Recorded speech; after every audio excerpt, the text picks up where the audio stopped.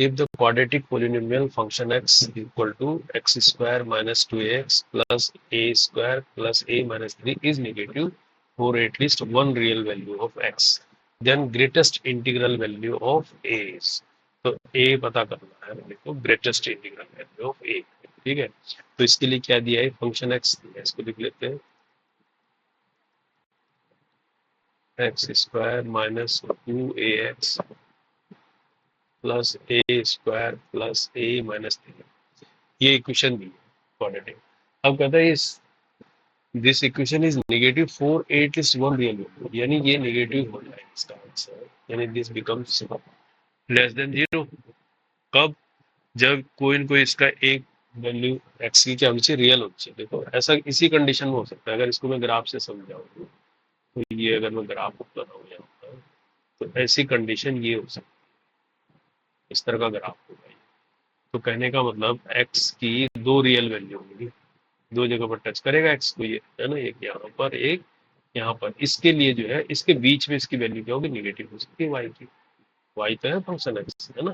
तो कहने का मतलब ये कंडीशन कब है, ये होता है डी ग्रेटर देन जीरो, तभी तो रियल वैल्यू आएंगी। अगर डी लेस देन होता तो फिर ये रियल ही नहीं होती, वैल्यू आएगी नहीं। डी ग्रेटर देन जीरो में ही उसकी वैल्यू रियल हो सकती है एटलीस्ट, और ये निगेटिव हो सकता है क्योंकि इसके बीच में ये निगेटिव हो सकता है ना, ये वाई एक्सिस है, ये एक्सिस, समझ रहे हो ना।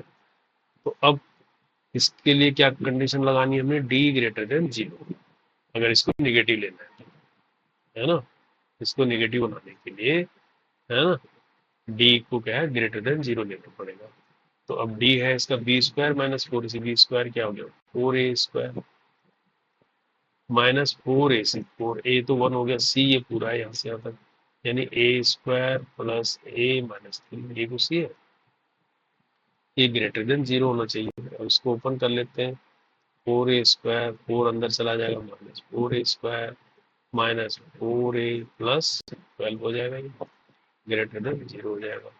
4a स्क्वायर से 4 स्क्वायर खत्म, क्या बचेगा, minus 4a plus 12 greater than zero, या 4 से भी इसको मल्टी डिवाइड कर देंगे तो minus a plus 4 3 12 greater than zero, minus से मल्टीप्लाई कर देंगे तो a माइनस 3 और ये साइन चेंज हो जाएगा, है ना। तो अब देखो ये जो वैल्यू है ये लेस देन जीरो, यानी ये निगेटिव होगी। अब कब होगी निगेटिव, है ना, कौन कौन सी रेंज में हो सकती है निगेटिव। देखो इसको अगर नंबर लाइन पर ड्रॉ करेंगे तब आपको ज्यादा समझ आएगा। ये मान लीजिए माइनस इन्फिनिटी से प्लस इन्फिनिटी तक है ना, तो यहाँ कहीं a इज इक्वल टू 3 है, ठीक है नहीं 3। अब इससे कम वाली वैल्यू यहाँ से देखा जाए तो a लेस देन 3 ये लिख सकते हैं ना उसको, तो a 3 से नीचे की वैल्यू क्या होगी, 2 हो सकती है ना, 2 के बाद 1 हो सकता है, तो 0 हो सकता है, इस तरह माइनस 1 हो सकता है, एंड सो इस तरह का होगा, होगा नहीं होगा। तो ये वैल्यू 3 से लेस देन है, 3 से लेस देन कौन सी आई, 2 1 0 माइनस 1 और माइनस इन्फिनिटी, तभी तो ये इसको सेटिस्फाइड करेगी, नेगेटिव आएंगी सब। पर देखो यार 3 को रखते थे तो जीरो आ जाता है, लेकिन हमको चाहिए निगेटिव, जी इक्वल नहीं चाहिए। तो इक्वल निगेटिव कब आएगी, जब 2 रखेंगे, 2 माइनस 3 माइनस 1 आ जाएगा, हो जाएगा नहीं हो जाएगा, तो लेस देन हो जाएगा, ऐसे 1 रखने पे ये सब लेस देन जीरो हो जाएंगे। तो कहने का मतलब अब हमसे पूछा है कि, पूछा क्या है, जो a है, पहले तो ये देखो a किसको बिलोंग कर रहा है, a बिलोंग कर रहा है माइनस इन्फिनिटी से लेकर 3 तक, है ना। 3 तक मतलब 3 इंक्लूड नहीं है इसमें, तभी ये ब्रैकेट ओपन है ना। तो कहने का मतलब इसकी मैक्सिमम वैल्यू a की क्या होनी चाहिए, 2 होनी चाहिए, ये तो पूछ रहा है ये, है ना, कि इसकी ग्रेटेस्ट वैल्यू पूछ रहा है ये, है ना, ग्रेटेस्ट इंटीग्रल वैल्यू होगी, क्योंकि a की ग्रेटेस्ट वैल्यू 2 है, उसके बाद 1 है, 0 है, और माइनस इन्फिनिटी लिस्ट में, तो ग्रेटेस्ट वैल्यू तो a क्या हो गया, ये हमारे पास इज ग्रेटेस्ट वैल्यू